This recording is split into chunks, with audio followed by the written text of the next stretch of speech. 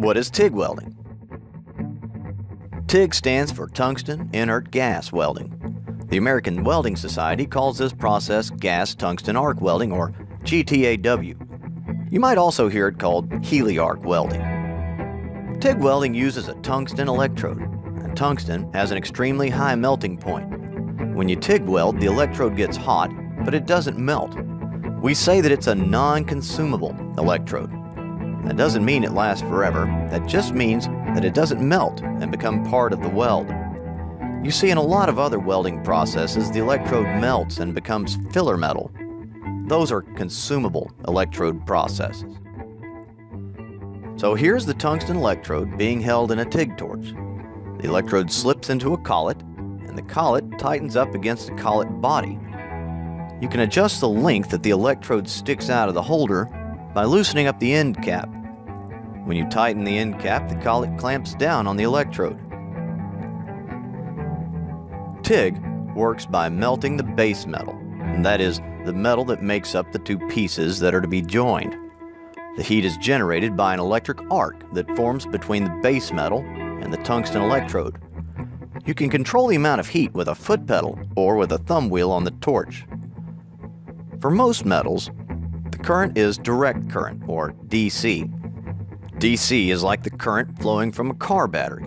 One wire is always the negative and one is always the positive. In DC TIG welding, the electrode is usually negative and the workpiece is positive. The term DCEN is used for this, indicating that the current is DC and the electrode is negative.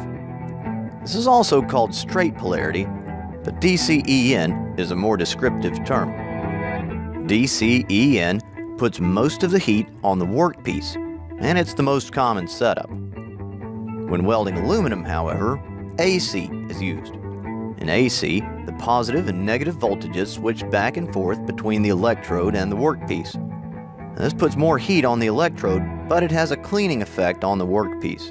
You see, aluminum forms oxides that float to the top of the weld pool and prevent a good weld. AC current helps control these oxides. In an electric circuit, the current flows in a loop. In TIG welding, the current has to flow in a complete circle from the machine to the torch, into the work, and back to the machine. A work lead is clamped to the work to complete the circuit from the workpiece back to the machine. Now, you can TIG weld with or without filler metal, and that's not a choice you have in a lot of other processes. If you want to add filler metal to a TIG weld, use a filler rod, which is just a rod of metal with a specific alloy. You want to make sure that the filler metal you're using is compatible with the base metal and that it has the strength required to do the job. In TIG welding, the molten metal is protected by a shielding gas. This gas, usually argon and sometimes helium or other gases, keeps the molten metal from reacting with oxygen and water vapor in the atmosphere. This shielding gas is stored in high-pressure cylinders like these. The pressure is reduced to a usable level by a device called a regulator. The shielding gas flows through a hose and comes out right at the point of the weld. So in summary, TIG welding is an electric arc welding process, uses a non-consumable tungsten electrode, the filler metal is added separately in the form of filler rod, and the shielding gas comes from a high-pressure cylinder.